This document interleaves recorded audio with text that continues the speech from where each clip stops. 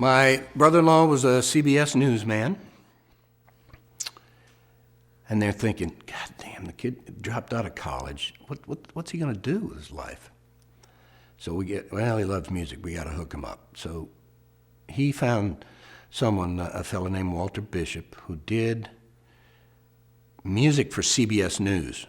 You know, he just he put the music on the news. And his son, Walter Bishop Jr., was a jazz player. So Walter Bishop Sr., I went in and played for him, and he said, that's pretty cool. You should go home and write some more songs.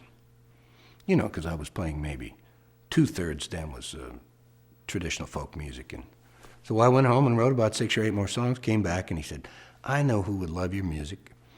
And he sent me to a fellow named Bobby Scott. Bobby Scott was working for Bobby Darin's publishing company at that time. So there I was in the Brill building, in those funny places where there's a little skinny, long office and there's stalls. It's almost like a big college bathroom, but in each stall there is a piano and a couple of guys in there working on a song. And I played for Bobby Scott, and he's an interesting man. He sounded black, and they booked him in black clubs, and here comes this little skinny Irish kid, and they're looking at him like, what's going on? So his career just didn't take off in that direction. And so he began to move more into writing. He wrote Taste of Honey. He wrote He Ain't Heavy, He's My Brother.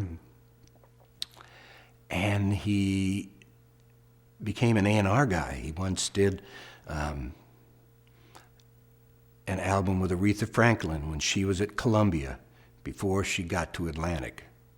He did an album of standards with her.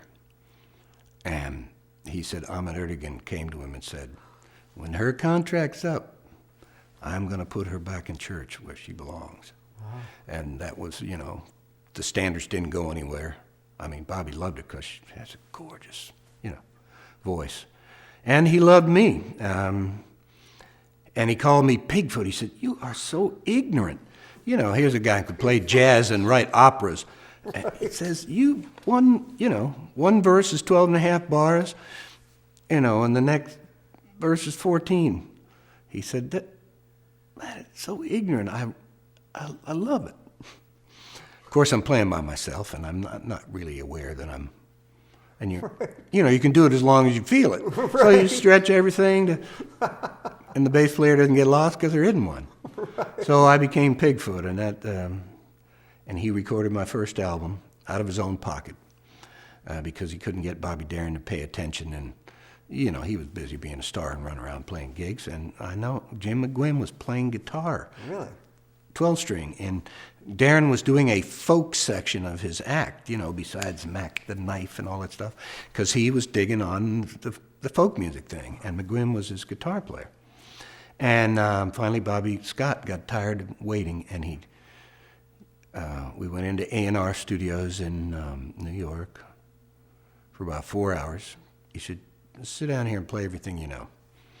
And that's what I did, and he picked the best. And it was done. And 4.5 hours later, he had already picked the takes. They spliced them together. And the next morning, it went on Darin's desk. And, without him, who knows what would have happened. Wow. And then my second album, he had moved to Mercury. And the head of Mercury at that point was Quincy Jones. And I remember we did another folk album called Youngblood. And he said, hey, Pigfoot, here's $1. Go buy a Marvin Gaye record. He said, you could do that shit.